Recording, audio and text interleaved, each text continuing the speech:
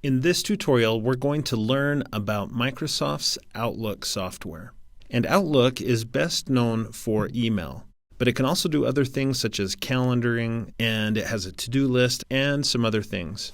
So this is the beginner's guide to using Microsoft Outlook. Here I am on my Windows computer, and I'm going to do a search here in the lower left corner. I'll just search for Outlook. Now, there are different versions of Outlook. This one happens to be Office 365 Outlook. But if you have other versions of Outlook, they work very similarly. Even if you have an outdated version or even a future version of Outlook, will probably have most of these same features. So now with Outlook started up, the first thing it's doing is it's asking me for an email address.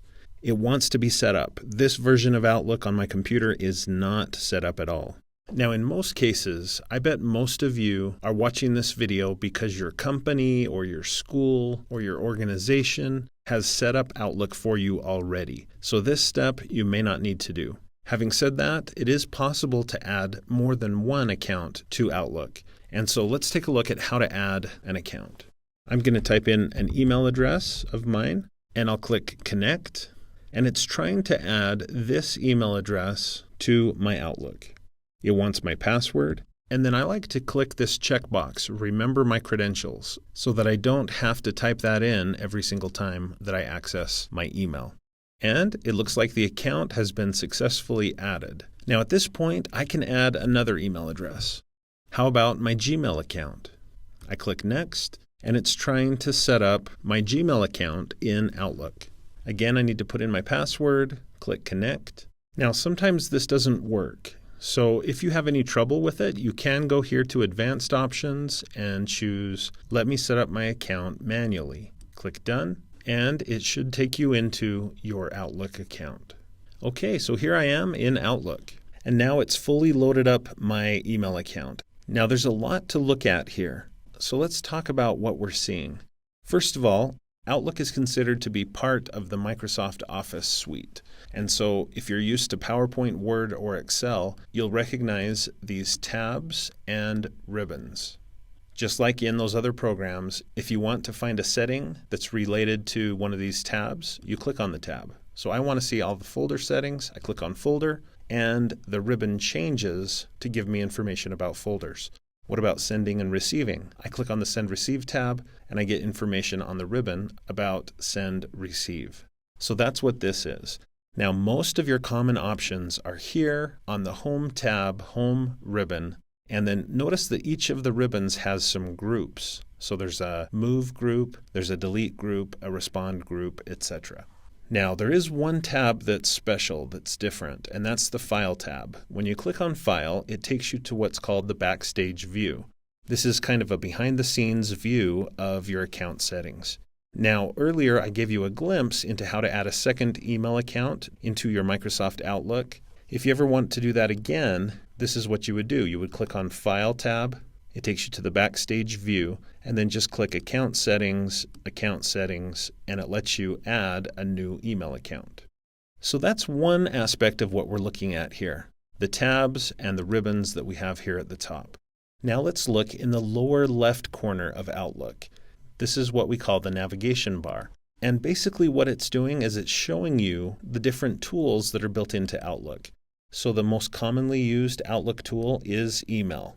That's what this icon represents. And when you click on it, you see your email address here at the left, and you can read your emails and send emails. But let's click on the second symbol. The second symbol is the calendar. So this is another tool that's built into your Outlook program. Next to that, we have contacts. It's a list of people that you know, perhaps people that have emailed you, etc. And then next to that, we have a to-do list. And you can add items to your to-do list just by clicking and typing. And then tap Enter on the keyboard, and it adds an item to the to-do list. And then, of course, you can set things like a due date, a start date, etc. So this navigation bar is how you switch from one Outlook tool to the next. In this tutorial, we're going to focus pretty much exclusively on email. If there's a lot of interest, though, I would be happy to do an intermediate Outlook tutorial and maybe some advanced tutorials as well. So let me know if you're interested. So making sure that you're in the email area of Outlook, you should see here at the left your email address. Now, if you've set up more than one email with Outlook, you should be able to scroll down and see those other email addresses too.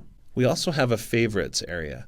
By default, the inbox is in favorites, and so are the sent folder and the deleted folder. So those are the favorites that are there by default. But you can add other things to favorites too.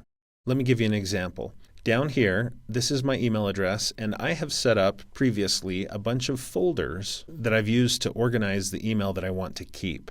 And you can see here's a folder called Computer Info.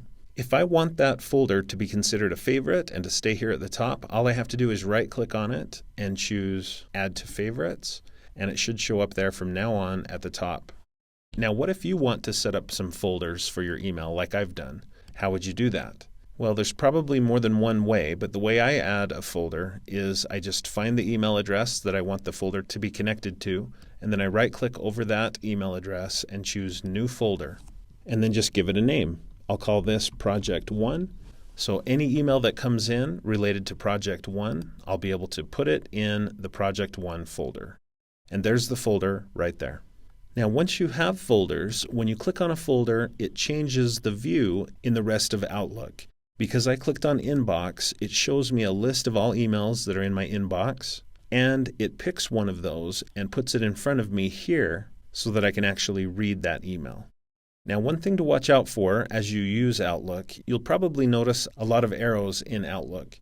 So for example, Favorites has an arrow next to it. If I click that arrow, whether on purpose or accidentally, it will collapse all of the items underneath Favorites and hide them basically. And then you can reveal them again by clicking the arrow again. And the same thing's going to happen with your email address probably at some point. So all of my subfolders that are in my account have become hidden because I clicked that arrow. If I click it again, they're revealed again. Now you'll also see some arrows. They're very small, but here on the ribbons, you'll see some arrows. Anytime you see a little arrow, that means that there are additional options that you could use if you click on the arrow. Okay, so watch out for those little arrows. They're powerful, but they're easy to overlook if you're not on the lookout for them. Okay, so I can click on a folder to read the email that's in it. I'm going to start with my inbox, and I want you to look over here in the lower right corner of Outlook. You can see that it says all folders are up to date, and I'm connected to, in this case, to Microsoft Exchange. Those are important messages. It tells me that I'm getting updates if I've recently deleted something out of a folder or put something into a folder. At this point, it's completely up to date. That change has been synced. And because I'm connected to Microsoft Exchange, I know that if a new email has been sent to me, that I'll get it momentarily. Let's look now at how to read email. So I have two emails that I should read, and they both look a little off. If you look closely, there are some broken images. By default, Outlook doesn't want to download pictures. So if you want to see the email as intended by the sender, you might have to click here and just click Download Pictures. It loads the pictures in and it looks a lot better. I can do that here as well, Download Pictures. Now, as you're reading your email, if you need to, you can adjust the widths of the different parts of your screen. You can make the list of all your emails a little bit wider, or the actual window where you read the email, make that wider. And same with the panel at the left. You can adjust it so that it's wider or more narrow. Now for me, at this point, I only have 2 emails in the list, but imagine what if I had 1,000 emails in here or a couple hundred emails. It might be useful to sort them in different ways, and we have a tool here to do that. I can sort by date, and that's typically the way it is by default. If I want though, I can arrange by who sent the email alphabetically. I can also sort it by the subject of the email, but in most cases, I think you'll want to choose Arrange by or Sort by Date. You can also click and show only unread mail. That helps you to focus in on the items that you haven't seen yet. In addition to sorting, you can also search. So if I'm interested in just Bandcamp emails, I type in Bandcamp and it only shows me that email. To get back to the view of all emails, I just X out of the search and it takes me back. Next, let's look at how to compose an email in Outlook. Let's say that I would like to respond to this email. All I have to do is make sure that I've selected the email and then go up here to the Home tab, Home ribbon, and click Reply. Now, if there's more than one person that was included in the email, I could click Reply All, and everyone involved would get my reply. In this case, because I was the only one included in the original email, it's only sending my reply back to the original sender. At this point, I can type my message. I can include attachments if I would like, and there are a couple of ways to do that. When you're composing your message, you should get a Message tab and Message ribbon, and there you'll find Attach File. You can also attach using this tool here on the right. So I'm going to click Attach File, browse this PC, and now it's looking on my computer for a file to attach to the email. I selected the file, and it's now part of my email. As I'm composing my email, I can use all of the typical font and formatting options that you find in most Microsoft Office tools. You can see I can bold text, I can change the color of the text, center the text, underline, use bullets. There's just lots of options that I have available to me.